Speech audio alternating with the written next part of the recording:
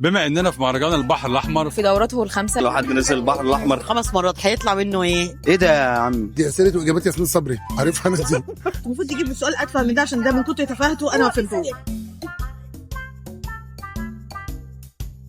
مش فاهم اصلا. يعني ايه السؤال اصلا؟ يعني هي لو مرتين كنت هقول لك بحرين. هو ايه اللي هيطلع منه ايه؟ البني ادم اللي نزل البحر الاحمر ولا البحر هيطلع منه لا ايه؟ البني ادم. فاهم هيطلع منه هيطلع منه سمك. لا لا لا لا لا يطلع منه احمر.